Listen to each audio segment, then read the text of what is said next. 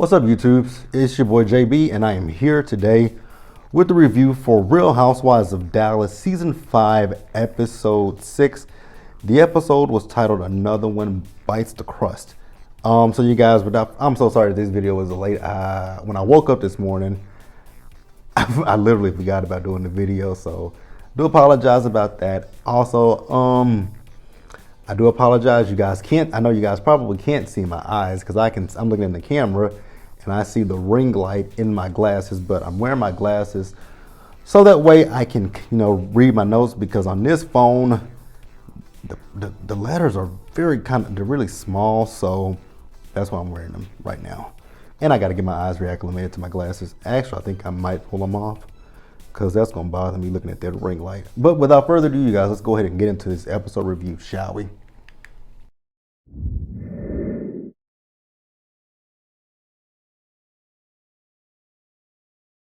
All right, you guys, so yeah, we're gonna do this without my glasses. I think I can manage. This episode wasn't much to me. It felt very fillerish to me, so I don't know how long the video is gonna be, but with that being said, let's go ahead and talk about Cameron. Cameron really didn't have much in this episode. I really hope her whole entire storyline is not about Fancy, the damn dog. I mean, it's cute for what it is, but I just feel like Cameron plays a persona. Because she could be like the Elle Woods, Legally Blonde, but girl, it just really feels like it's a persona that you're putting on. I couldn't imagine someone being like that. But yeah, Fancy, the dog trainer, is coming over. Forgot what his name is. Fancy wasn't paying, Cameron or her kids the slightest bit of attention. They talk about Cameron's house, the fact that, they did have someone that was interested in buying the home, but they didn't, buy the home. So now court is saying that they're probably going to have to go down on the price of the house. And, Cameron's worried about her dream home. Now, I swear to God, I've saw that house before. I think I've delivered, because I do Uber Eats part-time. I do Uber Eats and Postmates. I'm pretty positive I've delivered to a house in that area, because I feel like I know where that house is, because I've saw that house before. Because it looks like it's in Prestonwood. Because I know she's in Highland Park. It looks like it's over there in Prestonwood. Because there's a house in Prestonwood that looks just like... I don't know if she moved into the house or not, but yeah, I feel like I've saw that house before. But yeah, you guys, that's it with Cameron. Let's move on.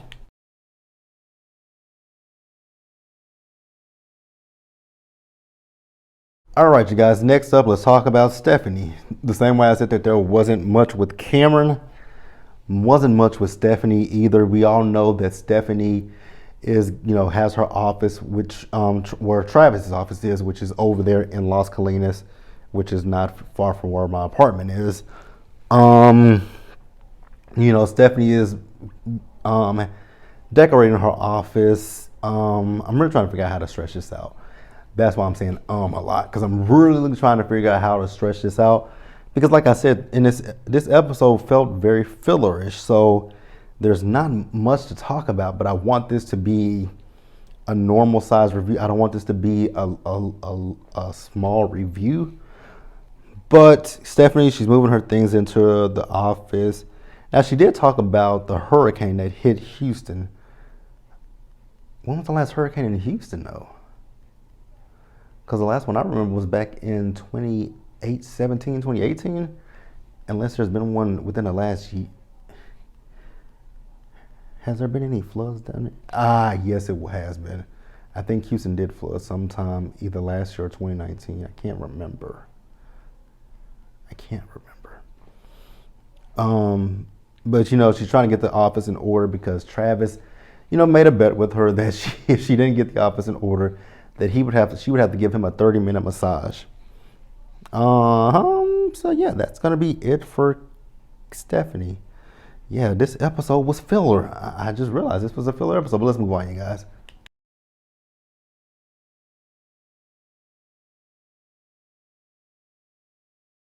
Yeah, this episode was filled because I think everything's going to happen next week in next week's episode. So let's move on to Deandra.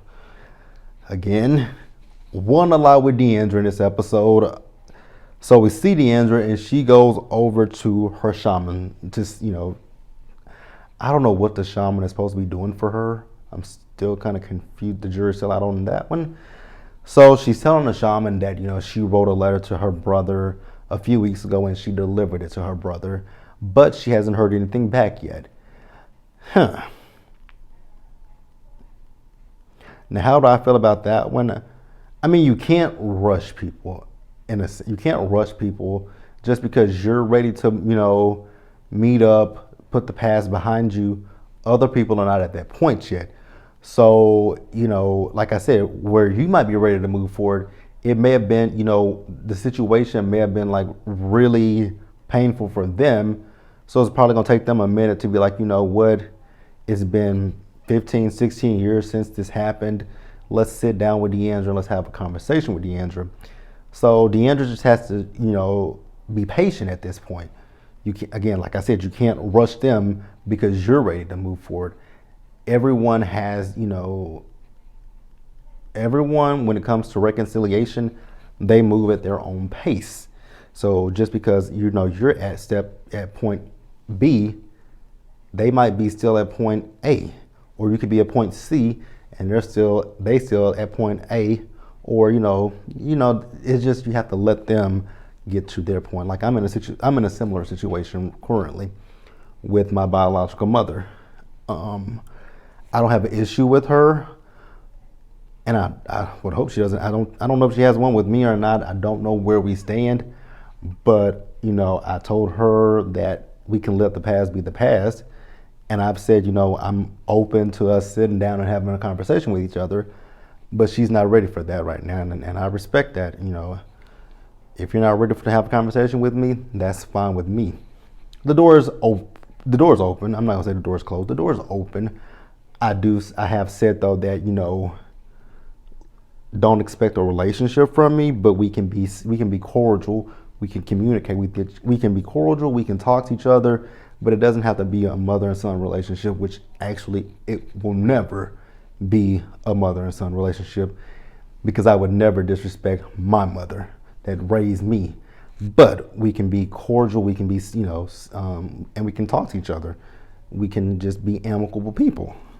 Where are we at now?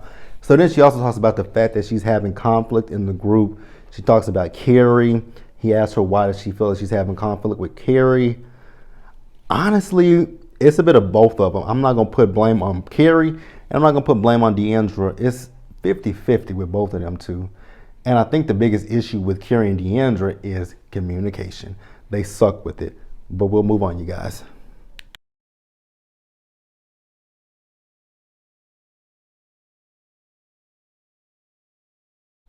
All right, you guys, and then let's close with Miss Tiffany Moon. Well, Dr. Tiffany Moon. So Tiffany, she's talking to her husband. Daniel is his name. After 6 episodes, I finally learned the man's name. His name is Daniel, so they're catching up on their day.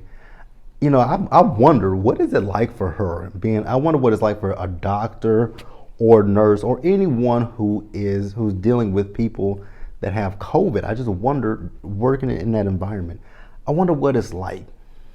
Because you probably get home and your family and your friends want to talk about it and you've just been dealing with it all day.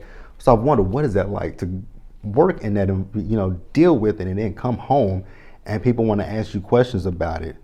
Like, like when it comes to like on ABC, go watch ABC all day, pretty much.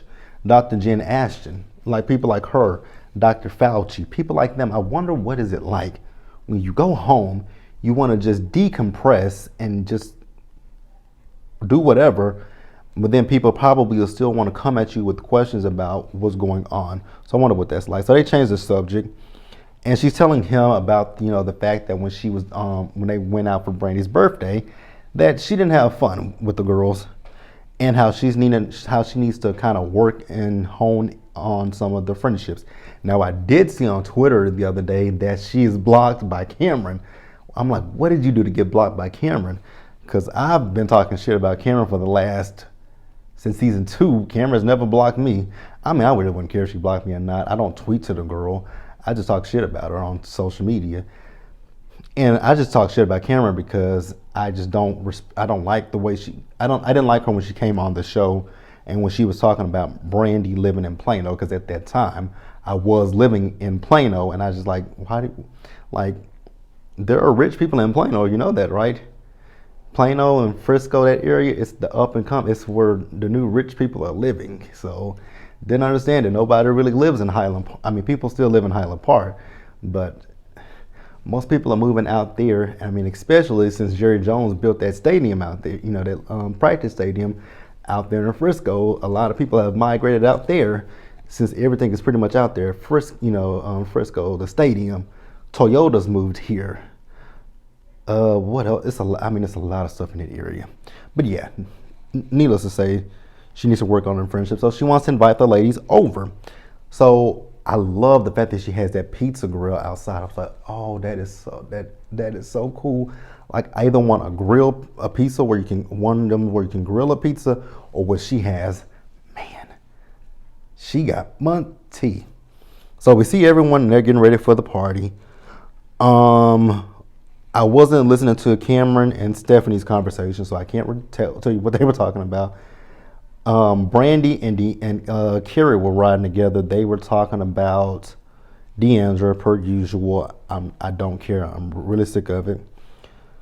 So everyone makes it to the house. The girls want to go and see her closet. It was Stephanie and Cameron. Her closet is badass. I gotta say that closet is badass. So then, they have a piñata for Carrie's birthday. Her birthday had passed. So they have her bust open the piñata because there's a riddle inside. And in the inside of it, the riddle, I didn't catch that riddle. Somebody said, one of the girls said San Antonio, and then somebody said Austin. So that's where their first, I guess it's their first trip, or it might just be their only group trip this season. They're going to Austin. So then they start making their own pizzas, and when Tiffany brought out that special ingredient, which was crickets, I was like, no, I don't do bugs. Although I do know that people here in Dallas, I mean not in Dallas, but I do know people in Texas that do eat weird things. Like, it's so weird how country people we are, because my hometown is country. Because I had a friend in school, she ate squirrel. She brought a squirrel to school and she ate it for lunch. And she tried to give us some, and I'm like, I was like 7 or 8 years old, and she offered us some squirrel to try, and we said no, thank you to the squirrel. Yeah, and I do know people that do eat crickets. Like, I'm trying to remember when I was first introduced to crickets, because I didn't know that people really ate crickets. I did not know that people really ate crickets. Was it a fair? Was it the state fair that happened, or do I have a friend? It might have been in school. It could have been in school, or it could have been at a fair. But crickets, Texas people eat crickets. Interesting. But yeah, nah, don't do that. So they're gonna do a thing where now Cameron gets on my nerves. She's really annoying, like really gets on my nerves. So Tiffany wants them all to make their own individual pizza. They're gonna judge them, and they're gonna say who their favorite pizza was. So they do that. They eat the pizzas. They tell what toppings are on their pizzas. I did think it was funny when Tiffany slid in the crickets. Would I have been upset if she put a cricket on my pizza? Yes. I'm like, I would have been upset at her. I'm like, damn, Tiffany, you could have gave me a heads up that you put a cricket in the pizza. But I wouldn't have been as mad as Cameron was, or did what Brandy did, threw up. I'm like, oh, because my mom now, she never put a cricket in my food, but my mom has, I'm a picky eater, and she's, there are certain things that I won't eat. I won't eat it. Now, if you tell me that it's, if it's a particular thing that I don't want to eat, if you tell me that you put it in my food, I'm not gonna touch it. If you don't tell me and after I ate it, you be like, oh, You know you ate da da da da da and da da da da da. I'm like, really? I'm like, well, hell, and that's happened before. I'm like, well, it wasn't that bad. I'd eat it again if you don't tell me about it. Like, if you don't tell me about something, I mean, even if you tell me about it and I've already ate it, I'm like, well, damn, it was good. It wasn't what I was expecting, but it was good. Like, I don't eat. Well, there's a lot that I don't eat. So yeah, there's a lot of stuff that I don't eat. So I can't really just name one thing off the top of my brain. But if you just hide something in some, if you disguise it to where I can't taste it, I wouldn't be none the wiser. The only thing I will say is don't put something that I'm allergic to. That's it. The only way I would freak out is if I was allergic to something. Like, I'm allergic to peanuts. That is something I have a severe allergy to. I will tell you, if you think that you've been slick by putting a peanut in something, I am going to be upset with you because I'm like, you're trying to kill me. But if it's something that I'm not allergic to, that's a different story. Because my best friend did that. She wasn't trying to kill me per se, but she made some chocolate chip cookies, and I guess she forgot that I told her I was allergic to peanuts. I always discuss this with my friends. Like, when they try to offer me candy, anything that have peanuts in, I'm like, I can't eat that. They're like, why? I'm like, I'm allergic to peanuts. They're like, oh, okay. So she forgot about that. So she made the chocolate chip cookies, and she put the peanuts in there. Now the thing is, you would have never knew that the peanuts were in there. That's the situation. I would have never known that the peanuts were in there if my throat didn't close up. My throat knew it was in there, but she had baked it in there so well that I did not know that the peanuts were in there. But my throat knew. So that's a different situation. If you put something that someone's allergic to, you're being an ass. But Brandy, I like Brandy, but Brandy, you were putting 20 on 10 at that point. That's the episode review, you guys. I stretched it out as long as I could. Hopefully it's a long enough video. Be sure to like this video. Let me know what you guys think in the comment section below. Subscribe to the channel. Share this video, you guys. Do me that solid favor. Like, I'm near my goal of 1,000 subscribers on YouTube. So share this video. I really would like to get to at least 5,000 by this year. I don't know if that'll happen. 5,000, 10,000. I would love to reach those numbers. I would love to. So yeah, you guys, share my videos. Share so people can find me. Yeah, that's about it. Get down in the description bar, find my planner channel, go subscribe to it. I'm slowly getting back to the planner channel. I need to buy me some stickers for that. Also, affiliate link is in the description bar with my code. Also, you guys stay safe out there. Take care of yourselves. Wash your hands, wear your mask, and socially distance. I know that it's getting cold in the States, so yeah, bundle up. Because it's cold in Texas and they just shut down. The schools are closed. I don't know why. It's just cold. It is not raining. Yeah, we're weird in the South. But I'll see you guys later. Bye.